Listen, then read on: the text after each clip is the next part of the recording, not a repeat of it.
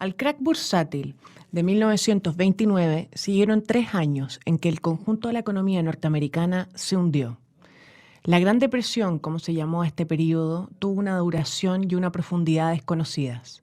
Los sectores más afectados fueron los que habían protagonizado la gran expansión de la década, es decir, los bienes durables y la construcción. Pronto, la industria y el comercio sintieron los efectos. La producción nacional se redujo entre un 30 y un 50% y los precios de los bienes durables bajaron casi un 20%. A consecuencia de esto, se disparó el desempleo y los mercados consumidores se contrajeron. El sector agrícola, siempre más vulnerable a este tipo de fluctuaciones coyunturales, terminó por arruinarse.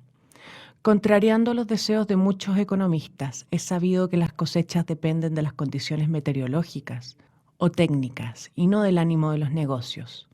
Si a esto se sumaba la estructura atomizada de la oferta agrícola, que llevaba a muchos agricultores a tratar de compensar el descenso de los precios, aumentando desesperadamente el volumen de ventas, lo cual reproducía la tendencia a la baja, el panorama era ciertamente desolador. Esta imposibilidad de ajustar inmediatamente los volúmenes de producción condujo a que los precios, que ya venían descendiendo en forma alarmante desde mediados de la década del 20, experimentaran con la depresión abruptas bajas del orden del 60%. Los productores agrarios fueron impotentes ante esta caída y no pudieron afrontar las deudas contraídas. Los asalariados perdieron sus empleos en un porcentaje desconocido hasta entonces. Alrededor de un 25% de la población estaba desocupada o desempleada para 1933.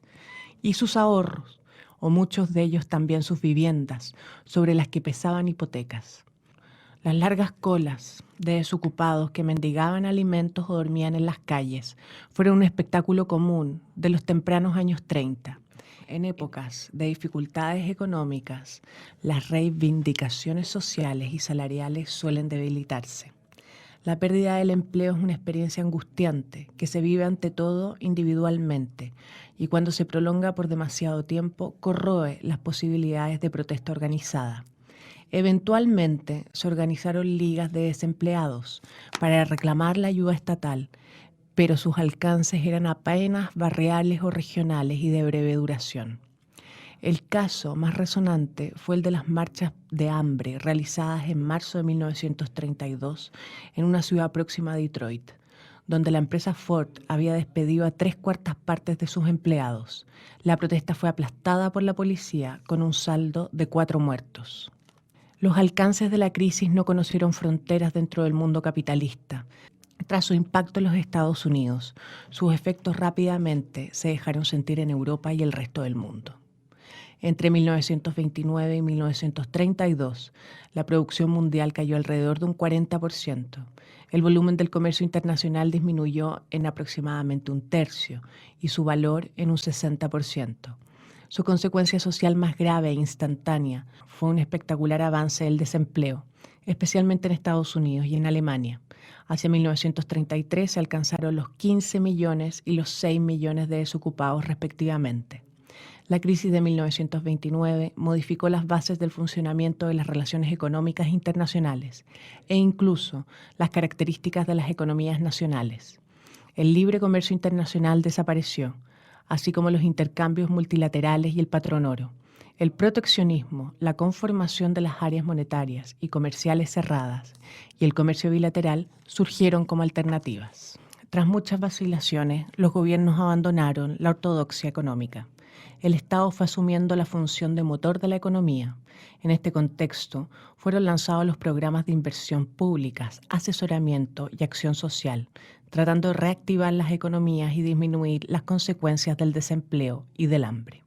En Estados Unidos, el candidato demócrata Franklin Delano Roosevelt ganó las elecciones presidenciales en 1932, anunciando durante su campaña que su gobierno celebraría un nuevo trato, o el New Deal, con la sociedad, como la única alternativa para salvar a los Estados Unidos de la crisis del 29.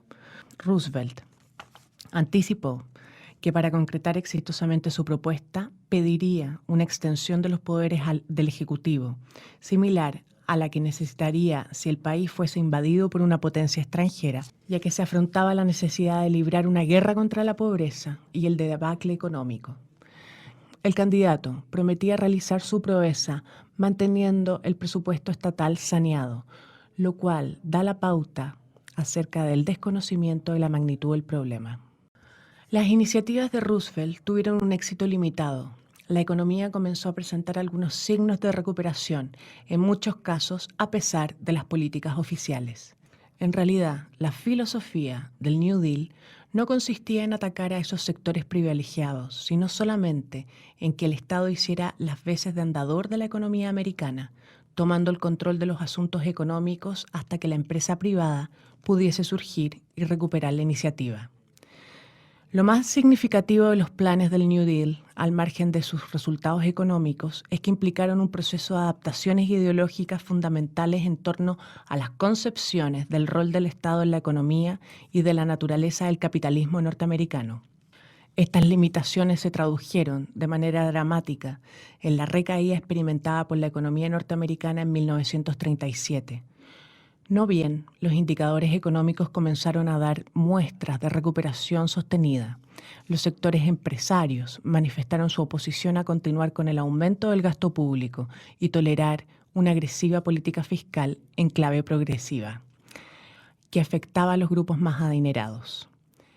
Esto indujo al gobierno, también ansioso por restablecer el equilibrio presupuestario, a implementar una prematura política de saneamiento fiscal, cuya consecuencia inmediata fue sumir a la nación en una aguda recesión en 1937. El número de desempleados trepó nuevamente y en 1939 aún se verificaba la alarmante cifra de 9 millones. Solo a partir de entonces el Estado comenzó a ser aceptado como un agente económico legítimo y necesario.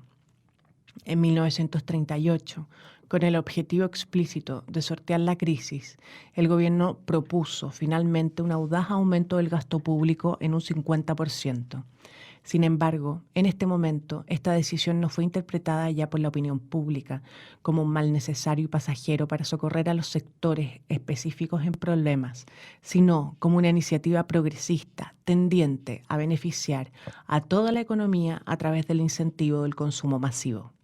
Asimismo, este cambio constituyó un antecedente fundamental para la aplicación generalizada de políticas keynesianas en la segunda posguerra, basadas en la intervención indirecta y anticíclica del Estado.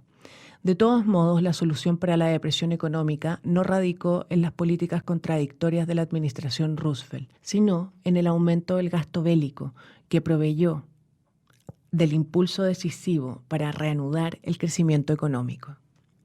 A comienzos de 1941, la Ley de Préstamo y Arriendo autorizó el suministro de armamentos a Gran Bretaña con crédito ilimitado, hasta que a fin de año el ataque japonés a Pearl Harbor provocó la entrada oficial de Estados Unidos en la Segunda Guerra Mundial.